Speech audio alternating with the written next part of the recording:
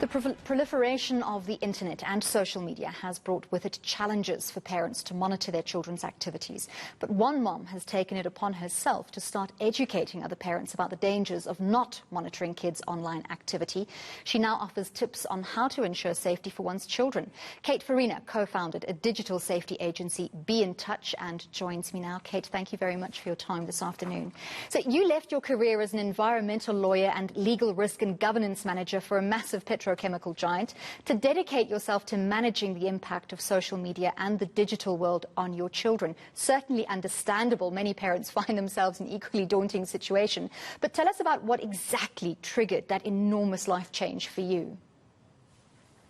Well, I think just, having kids late age and just realizing that today's world is just so different for kids to the one that we grew up with.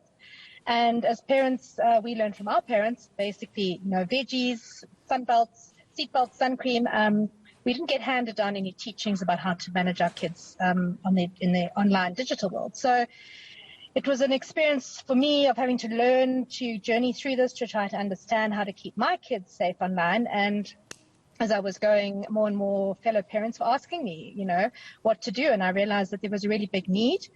Parents are busy and we don't have time to try and keep up with everything that's going on, the latest apps, the latest parental controls we need to have on digital devices. And we, together with my business partner, Josh Ramsey, started the business Be in Touch to help parents and to give them really practical tips.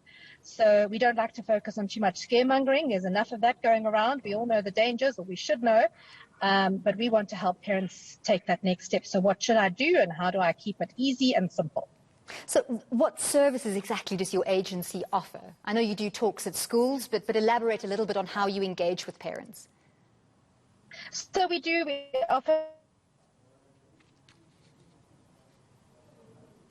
webinars to parents, especially with COVID. We've often taken parents through a little bit of the behind devices and how they really are managing us instead of us managing them. And then we take them into the what to do next. So really, that's always the big question. What now? What do I do? I'm always going to talks, and I'm hearing all these scary stories about what's happening online, stranger contact, cyberbullying, the easy access to pornography. So our webinars to parents are very much about trying to join hands with them to create a bigger digital village and to give them really practical tips. We work a lot with schools. We do a lot of talks. Josh particularly does a fantastic talk where he shares his life story, overcoming his challenges with digital world and digital addiction.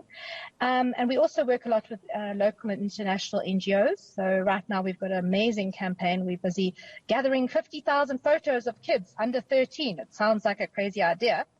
But this is all for a UK-based company called Yoti, who is actually accurately improving its age estimation technology so that we can keep kids, in fact, safer online, put better digital fences in place, stop kids going onto adult content websites and social media apps, and stop adults going onto online playgrounds where kids need to be free to play. A lot of parents aren't very active online themselves, and that can prove quite difficult for them then to navigate the space safely for their children. The internet is also vast, it's often scary, and it's ever-changing. So what are currently the biggest digital threats, and what are the biggest misconceptions about the digital space on the part of parents?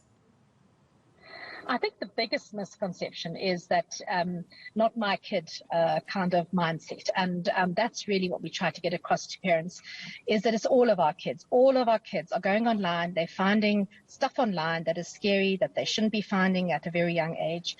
And the earlier they're finding things like pornography, actually the more addictive it becomes, the more it's impacting their relationships and their views on the world.